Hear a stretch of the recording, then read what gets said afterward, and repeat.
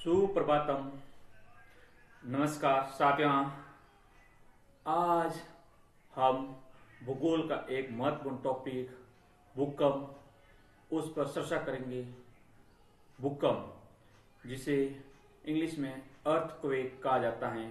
भूकंप भूकंप आकस्मिक अंतर्जात बल के कारण होने वाली एक क्या है, प्राकृतिक आपदा है। भूकंप भूपृष्ठ पर जो कंपन उत्पन्न होता है उसे भूकंप कहा जाता है। दूसरे शब्दों में, साधारण शब्दों में कहे तो भूकंप भूगर्भ शक्तियों के परिणाम स्वरूप धरातल के किसी भाग में उत्पन्न होने वाले आकस्मिक कंपन को कहते हैं। अब भूकंप उत्पन्न होने के क्या क्या कारक हो सकते हैं या कौन कौन से कारणों से भूकंप होता है, उन कारणों का अपन वन बाय वन डिस्कस करेंगे। पहला कारण है ब्रंचन, जिसे इंग्लिश में फॉल्टिंग कहते हैं। इसमें भूकंप क्या होता है, भूगर्भ शक्तियों द्वारा तनाव व संपीड़न के कारण चट्टानों में छटकन व दरार आ जाती हैं एवं ब्रंचन उत्पन्न इस क्रिया के दौरान भूकंप होते हैं। दूसरा होती है ज्वालामुखी क्रिया, जिसे इंग्लिश बोल रहे हैं वोल्केनिज्म। ज्वालामुखी क्रिया भूकंप आने का एक मेन रीजन है। ज्वालामुखी के उद्गार के समय जब तीव्र व वेगवती गैसें पृथ्वी के आंतरिक भाग से बाहर आती हैं तब भूपटल पर कंपन होता है। ज्वालामुखी क्रिया से उत्पन्न भूकंप के उदाहरण जैसे एटना ज्वालामुखी हो, एटना क्षेत्र में क्राकोटोवा है, विश्व आदि ज्वालामुखी विस्फोट के समय विश्व विनाशकारी भूकंप आए थे। तीसरा कारण है वाटर लोड अर्थात जलीय भार। जलीय भार के कारण भी भूकंप आता है क्योंकि विश्व में बड़े बड़े बांध बनाते हैं। उस टाइम जब जल का भंडारण होता है तो नीचे की सेलों में हलचल होती है। इसका एक उदाहरण मान सकते हैं अपने महाराष्ट्र में 1967 में कोयना बांध बनाया था, तब महाराष्ट्र के कोयना क्षेत्र में भूकंप आया था। वो उसका कारण जलीय भार था। स्वतः और कारण हो सकता है भूकंप आने का भूपटल का संकुचन अर्थात पृथ्वी की जो पटलें हैं उसमें आपस में संकुचन संपीड़न होता है, जो इंग्लिश में बोलते हैं कॉन्ट्रैक्शन ऑफ द अर्थ। इसके कारण भी भूकंप आते हैं। इसका उदाहरण मानो तो आप जैसे डाना, जेफ्रीज, ये व्यक्ति इसके द्वारा भूकंप आने के समर्थक थे। अगला भूकंप आने का कारण होता है आइसोस्टेटिक एडजस्टमेंट, जिससे हिंदी में बोलते हैं समष्टि समायोजन।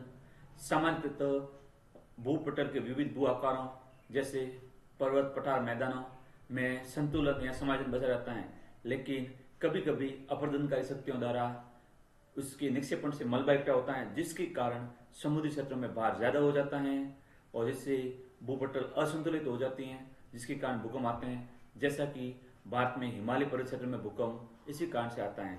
छठा कारण है प्रत्यास्थ पुनःचलन सिद्धांत, जो इंग्लिश में बोलते हैं इलास्टिक रिबाउंड थ्योरी।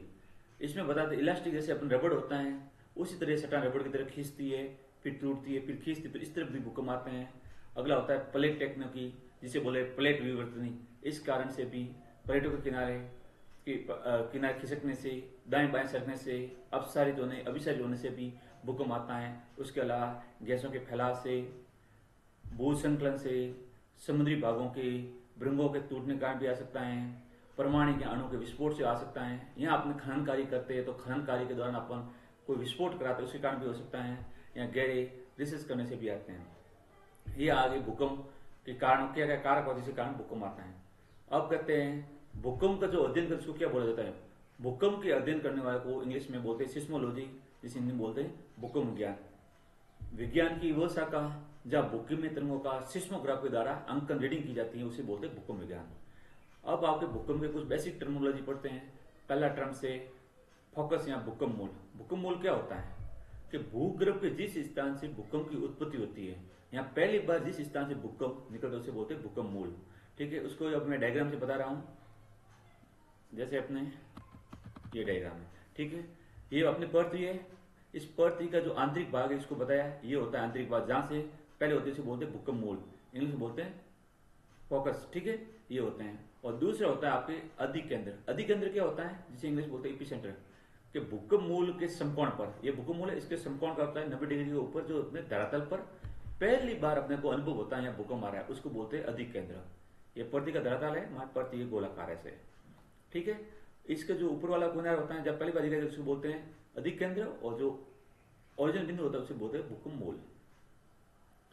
अब अगला टॉपिक है अपना, इसमें भूकंपीय तरंगे।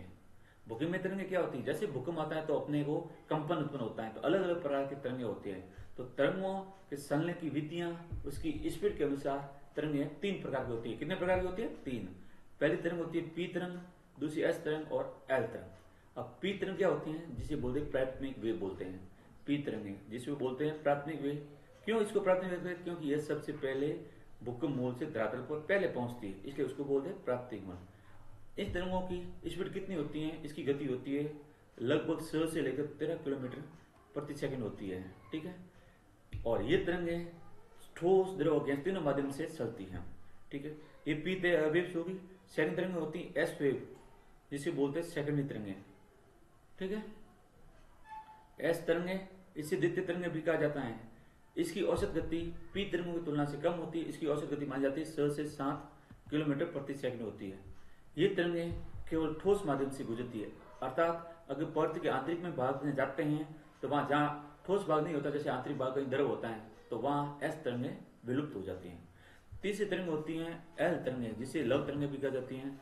इसे धरातलीय तरंगे भी कहते हैं, क्योंकि ये तरंगे धरातल पर सबसे देरी से पहुंचती है, सबसे लंबा मार्ग तय करती हैं और ये अधिक सारा फैलती है। ये तरंगे सबसे विनाशकारी होती हैं। इन तरंगों की गति तो कम होती है, लेकिन ये सर्वाधिक क्षति पहुंचाती हैं, ठीक है।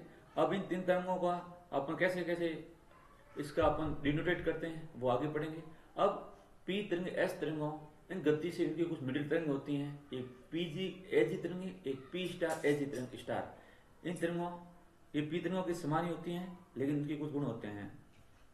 जैसे अपने हैं पीजी और एजी तरंगे, ये तरंगे प्राइमरी और सेकंड तरंगों की भांति होती है, लेकिन इसकी गति पी और एस से थोड़ी कम होती हैं। दूसरी होती हैं पी स्टार और एस स्टार तरंगे, इनकी गति पीजी और एसजी की तुलना में ज्यादा होती है और ये बीच में चलती हैं। सबसे ऊपर पी और एस, उसके बाद में पी स्टार एस स्टार और लास्ट में पीजी एसजी। इन तरंगों का ये ऑर्डर होता है बढ़ने के। अब मैं आपको डायग्राम में बता रहा हूँ तीनों तरंगे। जैसे भूकंपीय तरंगे, जो ये पी तरंगे हैं, ये पी तरंगे देखो पृथ्वी के धरातल के समांतर से चलती है, अनुदैर्घ्य शेप में चलती है। ये पी तरंगे हैं आपके इस तरह की, ठीक है। यहाँ तो तरंग संपीड़न होगा, दोनों आपस में टकराते होते हैं, यहाँ पे विरोध से। दूसरी तरंगे एस तरंगे, ये देखो लंबवत रूप में चलती है ऐसे, लॉन्गिट्यूडल रूप में। तीसरी होती है धरातल तरंगे, ठीक है। अब आपको अगला टॉपिक में, इसी टॉपिक में बताते हैं भूकंप के प्रकार, टाइप्स ऑफ अर्थक्वेक। भूकंप 3 प्रकार के होते हैं। पहला है जिसे कृत्रिम भूकंप बोलते हैं, दूसरा प्राकृतिक भूकंप होता है, तीसरा भूकंप आने के और भी स्थलीय कारण होते हैं, उसके कारण होता है। कृत्रिम भूकंप कौन सा होगा? उस भूकंप में मानव का रोल होगा, मानव अपनी कोई क्रियाएं करता है जिससे स्थानीय क्षेत्र प्रभावित होते हैं, उसके कारण भूकंप आते हैं। जैसे अपन को खनिजों के लिए खान को खोदते हैं, कोई परमाणु विस्फोट अंदर कराते हैं, या अपन को रिसर्च करते हैं, ऐसे काम करते लोग आते हैं। दूसरा होता है नेचुरल भूकंप। प्राकृतिक भूकंप वो भूकंप होते हैं जो अपने प्राकृतिक कारणों से आते हैं, जिसमें मानव का नियंत्रण नहीं। जैसे प्राकृतिक भूकंप खूब सारे आते हैं, जैसे ज्वालामुखी भूकंप। वे भूकंप आता है जो ज्वालामुखी के उद्गार के समय होते हैं, उन्हें ज्वालामुखी भूकंप कहते हैं। जैसे अपने इटली में, विश्व द्वीप में आए हुए, एटना में, कर्कोटवा में, इस तरह के भूकंप आए हैं, वे सब ज्वालामुखी क्रियाओं से हुए भूकंप। दूसरा होता है विवर्तनिक भूकंप। यहाँ पृथ्वी की हलचलों, तनाव, संपीड़न के कारण भूकंप आए, उसको बोलते हैं विवर्तनिक या टेक्टोनिक अर्थक्वेक। जैसे अमेरिका के कैलिफोर्निया में आया हुआ भूकंप, उसको बोलते हैं विवर्तनिक भूकंप। तीसरा होता है पृथ्वी जो सत्ता है उसके संतुलन नहीं होता है, उसमें कोई पर्वत होता है, पहाड़ होता है, उसके कारण मोड़ पड़ जाते हैं, तब आता है आइसोस्टेटिक अर्थक्वेक। जैसे भारत में ये भूकंप आते हैं, या हिमालय या हिंदुकुश पहाड़ में भूकंप आते हैं, इस तरह के भूकंप आते हैं। चौथा होता है प्लेटोनिक, जब पृथ्वी की गहराई में जो पाताल बहुत गहरे से भूकंप आते हैं, उसे बोलते हैं पाताली भूकंप। अब पहला भूकंप हो गया कृत्रिम भूकंप, दूसरा हो गया प्राकृतिक भूकंप, तीसरा भूकंप है स्थिति के अनुसार भूकंप। भूकंप कहाँ आ रहा है? स्थल पर आ रहा है या जल पर? अगर स्थल पर आता है उसको स्थलीय भूकंप बोलते हैं। इस प्रकार के भूकंप बोलते हैं महाद्वीपीय पेटी में। विश्व में अधिकांश भूकंप इसी पेटी में आते हैं। दूसरा भूकंप होता है सामुद्रिक भूकंप, जिसे बोलते हैं मैरीन अर्थक्वेक। जो समुद्र में भूकंप आता है उसको समुद्री भूकंप कहते हैं, जिसे सुनामी भी कहा जाता है आगे। ये अंतमास अगर भूकंप विनाश कर जाते हैं। सुनामी शब्द जापानी भाषा का शब्द है। आपने इस भूकंप उदाहरण सुना होगा, 2011 में जापान के औसत द्वीप में भूकंप आया था। उसके बाद 2004 में इंडोनेशिया में भी भूकंप आया था, तो ये भूकंप है। अब भूकंपों का अपन विश्व में वितरण पढ़ेंगे। कि भूकंप विश्व में किस प्रकार आते हैं।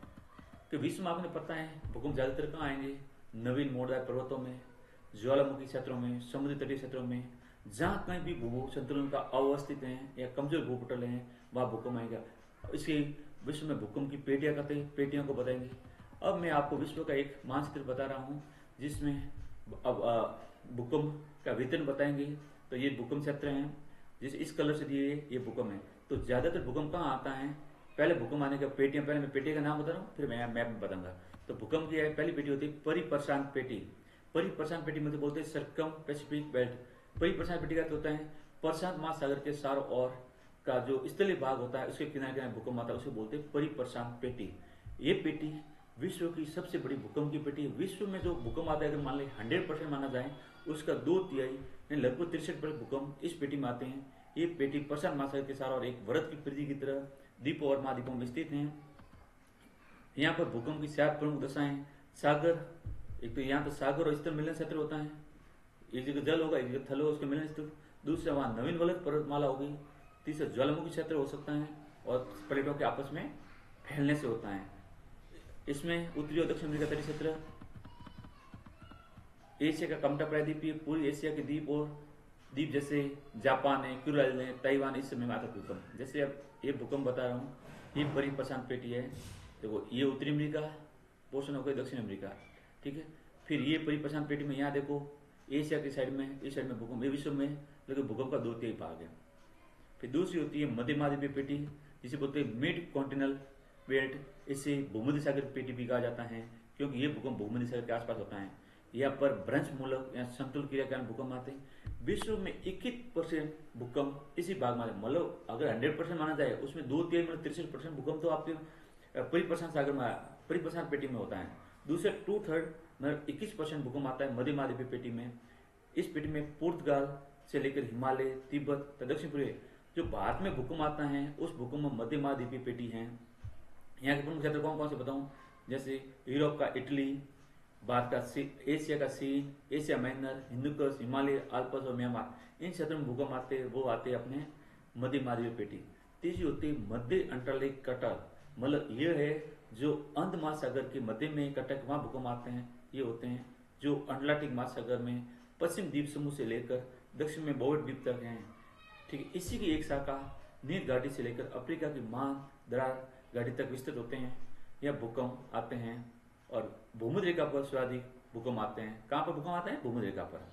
अब मैं आपको ये मानचित्र बता रहा था, जैसे ये परिप्रशांत पेटी है ये, अब ये दूसरी है मध्य महाद्वीपीय पेटी, ये पेटी यहाँ आती है। फिर ये भारत के आसपास भी भूकंप आता है, ये होता है। तीसरी होती है, ये होती है आपके मध्य अंटार्कटिक कटक। ये 3 प्रकार की पेटियां वितरित होती है। इसके अलावा और भी भूकंप विश्व में आते हैं लेकिन उसकी मात्रा नगण्य होती है। अब भूकंप के क्या प्रभाव होते हैं, आपको पता है भूकंप आता है एक प्राकृतिक आपदा है, कम समय बहुत सारा नुकसान होता है। और भूकंप आप किसे मापते हैं, तो भूकंप की तीव्रता को अपना रिएक्टर स्केल में माना जाता है। क्या मानते हैं, रिएक्टर स्केल। इसमें क्या होता है 0 से 9 तक की एक स्केल होती है। इसमें एक स्केल जैसे 1 से 2 पर पहुंचने पर आपको उसकी तीव्रता लगभग 10 गुना होती है और उसकी एनर्जी होती है लगभग 30 से ज्यादा एनर्जी पैदा होती है। दूसरी भूकंप की जो गहनता है वो मर्केली पैमाने पर मापी जाती है। ये भूकंप के पैमाना है, इसमें अपन को 1 से 12 तक की रीडिंग होती है। जो भी भूकंप आता है उसे विनाशकारी प्रभाव होता है, कुछ लाभ भी होता है लेकिन भूकंप से ज्यादातर हानि होती है। अब भूकंप से क्या लाभ हानि है वो बताते हैं।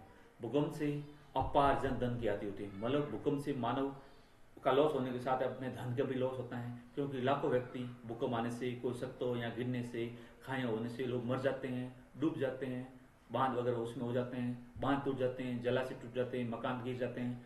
भूकंप से भूपटल की चट्टानें टूट जाती हैं, नदी अपना मार्ग बदल लेते हैं, बाढ़ आ जाती हैं, कोई रास्ता बदल जाते हैं, मानवीय आवास में प्रवेश कर लेती हैं, मानवीय निर्माण गतिविधियां जैसे रेल, सड़क, यातायात मार्ग प्रभावित हो जाते हैं। भूकंप से पूरा पूरा शहर नष्ट हो जाता है। जैसे अपने आए थे 2001 में भुज में भूकंप आया था। भूकंप से सागर में सुनामी आ जाती है, तटीय क्षेत्र जलमग्न हो जाते हैं, कई द्वीप या समुद्री द्वीप होते हैं वो डूब जाते हैं। ये तो हानियां हैं। कुछ भूकंप से आने उनसे लाभ भी होता है। लाभ क्या होता है, भूकंप आने से कोई भूभाग ऊपर उठ जाता है, ऊपर उठ जाता है वो भाग तो मानव के लिए रहने के अनुकूल हो जाता है, सकारात्मक प्रभाव होता है। और दूसरा, भूकंप आने से समुद्री क्षेत्र में जो भूमि है ऊपर आने से उस किनारे उपजाऊ मैदान बन जाता है, जो कृषि के लिए बहुत उपयोगी है। साथ साथ जो भाग समुद्र में नीचे दब रह जाता है वो आपके बंदरगाह का रूप में कार्य हो जाता है, बंदरगाह बन जाता है, फिर आपके जल परिवहन के लिए काम आ जाता है। तीसरा, भूकंप से अपने पृथ्वी की आंतरिक संरचना को समझने में सहायता मिलती है। धन्यवाद, आपने इस चैनल को ध्यान से सुना। अब आप इस चैनल को अगर नहीं जुड़े हुए तो इसको लाइक, सब्सक्राइब और शेयर कीजिए। धन्यवाद।